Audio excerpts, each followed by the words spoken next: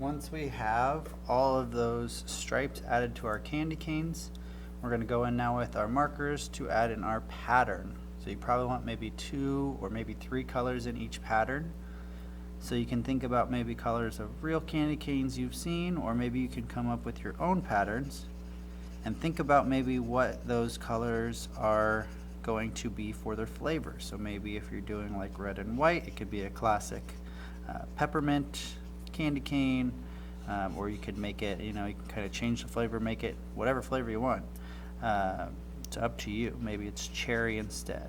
But think about what colors you'd like to use on your stripes, and we're going to go in, we're going to fill those in a pattern. So again, whether you're using 1 color, 2 color, 3 color, we want to see that pattern repeating. So it should be the same all the way across that candy cane.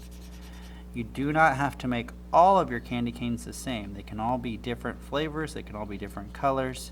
We're just looking to have a different, hopefully, looking for those different patterns. But if you'd like them all to be the same, that's your choice, but they don't have to be the same. So we'll go through, we'll get all of our candy canes colored in.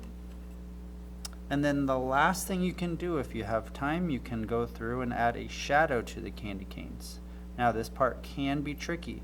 When we're looking at our candy cane, there's going to be 2 parts that's going to make a shadow.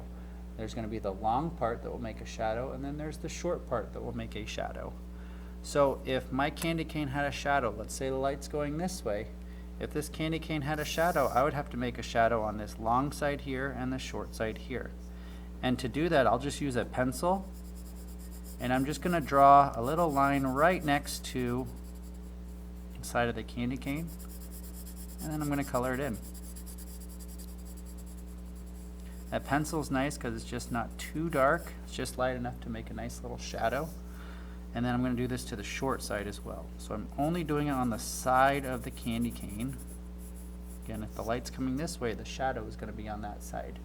So you can kind of pick which way you want the light to be coming from. But our shadow is only going to be on the long and the short part of the candy cane. It does not go all the way around. So we can do that to all the rest of your candy canes, and then you will be finished.